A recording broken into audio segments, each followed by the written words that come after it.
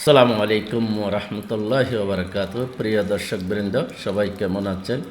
ঈদের পরেই প্রথম আজকে আপনাদের সামনে আসলাম। তা ভারাক্রান্ত হৃদয় নিয়ে আসার কারণ হলো এই যে আমাদের অন্তর্বর্তী সরকার আজকে 10 মাস অতিক্রান্ত করতেছে। এই 10 মাসে বাংলাদেশে অনেক মামলা, অনেক শত হাজার মামলা হয়েছে। সেই সব মামলায় একমাত্র একটি মামলায় শেখ হাসিনার বিরুদ্ধে চার্জশিট দেওয়া হয়েছে। বাকি মামলাগুলো এখনও পুরোপুরি তদন্ত করা হয়নি। তাহলে আমরা যদি বলি সংস্কার সংস্কার, সেই সংস্কার কবে শেষ হবে, কখন বিচার প্রক্রিয়া শেষ হবে, আল্লাহই ভালো জানে। তো আমাদের প্রশ্ন হচ্ছে, জনগণের পক্ষ থেকে এই সংস্কার ত্বরান্বিত করা হোক এবং বিচার প্রক্রিয়া শেষ পর্যায়ে নিয়ে আসা হোক। এরপরেই জাতীয় নির্বাচনের জন্য প্রস্তুতি গ্রহণ করা হোক। এইগুলো শেষ না করে যদি বলা হয় যে ফেব্রুয়ারির মাঝামাঝি নির্বাচন হবে, এগুলো জাতির সাথে তামাশা ছাড়া আর কিছু নয়। ওখানে লন্ডন বৈঠকে যে যৌথ ব্রিফিং করা হয়েছে, ওখানে সরকারের পক্ষ থেকে ব্রিফিংয়ে বলা হয়েছে যদি পর্যাপ্ত পরিমাণ বিচার প্রক্রিয়া শেষ পর্যায়ে আছে এবং পর্যাপ্ত পরিমাণ সংস্কার হয়, তাহলে ফেব্রুয়ারির মাঝামাঝি নির্বাচন হতে পারে। এখানে দেখুন, সুকৌশলে কিন্তু যদি প্রয়োগ করা হয়েছে, তাহলে আমরা জনগণ এখনও হাবুডুবু কাচ্ছি মহাসমুদ্রে। কবে নির্বাচন হবে? সেই নির্বাচনের জন্য যে প্রক্রিয়াগুলো শেষ করা দরকার, সে প্রক্রিয়াগুলো এখনও শেষ হয় নাই। কবে শেষ হবে?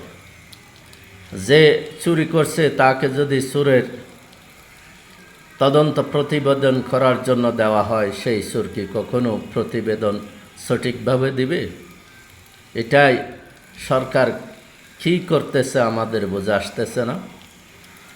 জনগণের দাবি হলো, যারা জুলাই আগস্টে স্বৈরাচারের ভূমিকায় ছিল, যে সমস্ত কর্মকর্তা, পুলিশ সহ নানান কর্মকর্তা যারা জড়িত ছিল, তদন্ত সাপেক্ষে তাদেরকে আইনের আওতায় আনা হোক এবং যারা নিরাপরাধ সাধারণ আছে তাদেরকে সাধারণ ক্ষমা ঘোষণা করে রাষ্ট্রের কাজে পুরোপুরি নিয়োগ করা হোক।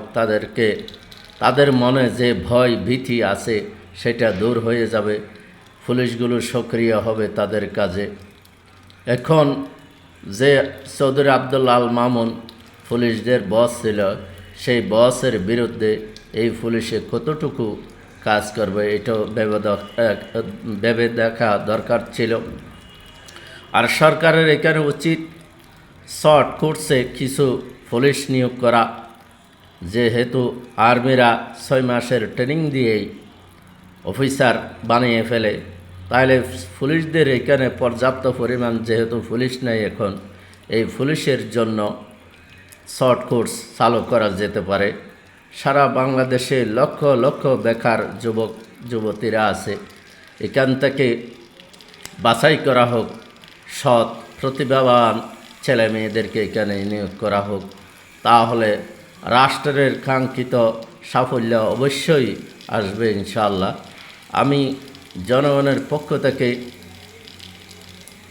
মহামান্য প্রধান উপদেষ্টার প্রতি বিনীত আবেদন জানাচ্ছি, যে আলোচনাগুলো করেছি এগুলোর অন্ততপক্ষে 10% যদি বাস্তবায়ন করা হয়, রাষ্ট্রের চিত্র ইনশাআল্লাহ কিছুদিনের মধ্যে উল্টে যাবে।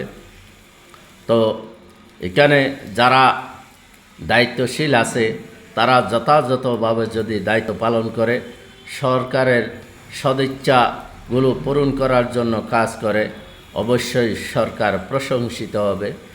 সকলের সুস্বাস্থ্য কামনা করে এবং বাংলাদেশ সরকারের সুদৃষ্টি কামনা করে আজকে এখানে শেষ করলাম। আসসালামু আলাইকুম ওয়া রাহমাতুল্লাহি ওয়া বারাকাতুহু।